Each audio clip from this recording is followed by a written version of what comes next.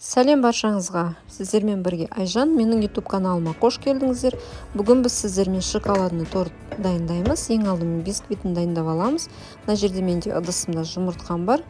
Осы жұмыртқамызды үстіне қант салып, миксердің көмегімен ағарғанға дейін миксерлеп аламыз. Қол миксермен де миксерлеуге болады.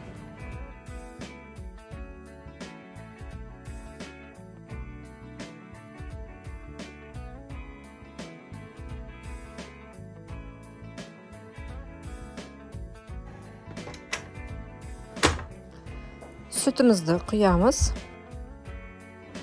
Сұйық майымызды құйып, тағы да бір араластырып жібереміз.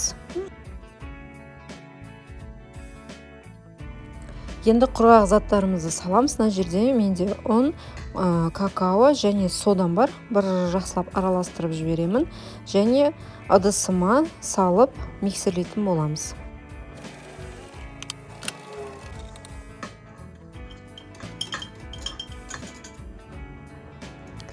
Венчиктің көмегімен бір араластырып жібереміз. Содан кейін ғана миксерімізді қосып, қамыр болғанға дейін миксерлейтін боламыз.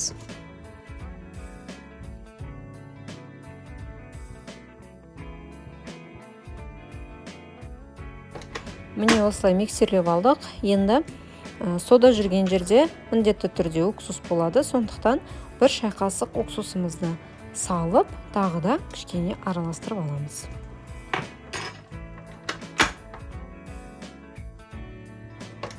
Міне бізде осындай қамыр шығады. Енді формамызға құйып, қызып тұрған пеште 160 градуста асты үсті режимінде 45-50 минуттай шамасында пісіріп аламыз.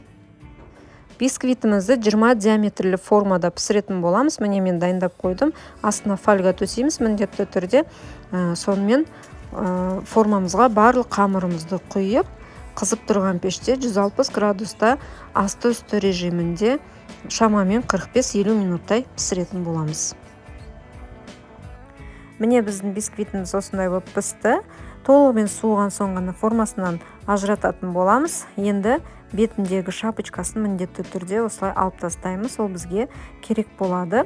Сонымен бисквитімізді теңдей 3 бөлікке бөлетін боламыз.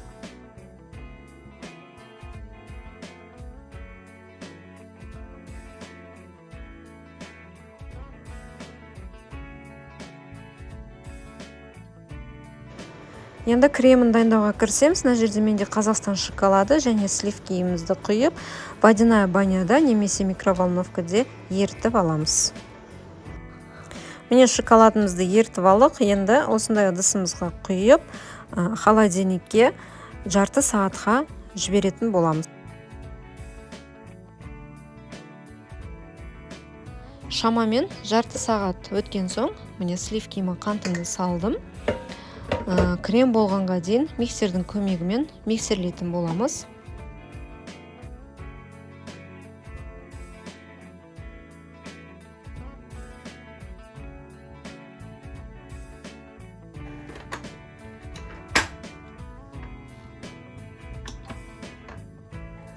Міне біздің сливкиіміз осындай болып миксерленуі керек. Міне өте қою. Енді креміміздің келесі бөлігіне көшеміз. Жаңағы шоколад сливкиімізді холодильниктен аламыз және осының үстіне қаймағымызды салып, миксермен жақсылап араластырып миксерлеп аламыз.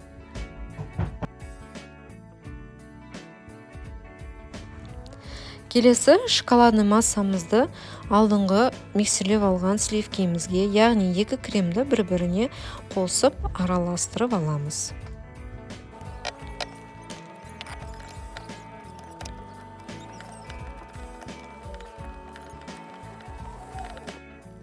Келесі тортымызды жинаймыз. Подложкамызге кішкене кремімізді жағамыз. Біздің тортымыз жылжып кетпес үшін.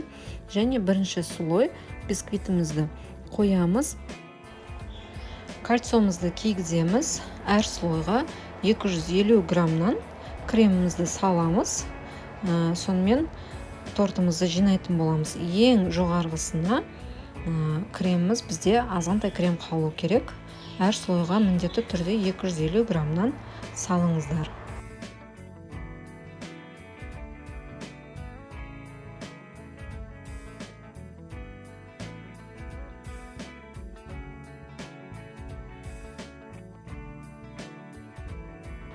Қалған кремімізді торттың жоғарғы бөлігіне салып, бір тегіс етіп тегістеп аламыз, жағып шығамыз. Бір түнге немесе кемі 4-5 сағатқа холодильникке жібереміз.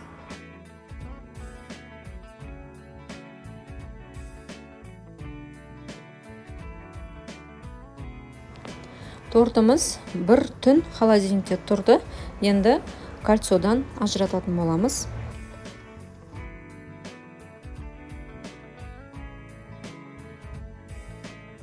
Бетіне ганашын дайындаймыз. Ол үшін мына жерде менде шоколад және сливким бар. Осыны водяная баняда немесе микроволновкада ерітіп аламыз. Міне біздің шоколадымыз еріді. Енді сливки екеуі біріккенге дейін жақсылап араластырып аламыз. Тортымыздың бетіне ганашымызды құйып, тегістеп аламыз.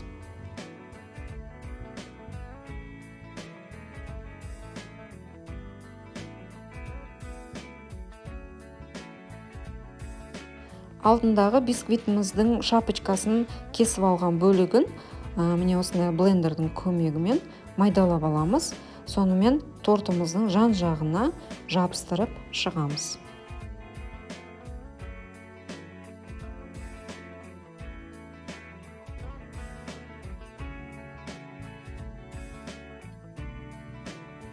Тортымыздың бетіндегі шеткі бөлігіне осылай қалған крошкаларымызды сүйіп шығатын боламыз.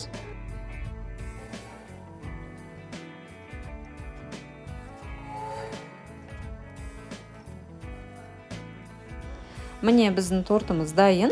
Міндетті түрде жасап көріңіздер. Өте дәмді торттардың бірі. Құрамы да қатты қымбат шықпайды. Себебі творожный сыр жоқ құрамында. Сондықтан дәмі де өте ерекше. Міне ішкі дүниесін қазір көрсететін боламын. Менің каналыма тіркеліп, лайк басып, комментарий жазуды ұмытпаңыздар. Сұрақтарыңыз болса, комментарий бөліміне қойып кетсеңіздер болады. Міндетті түрде жауап беретін боламын.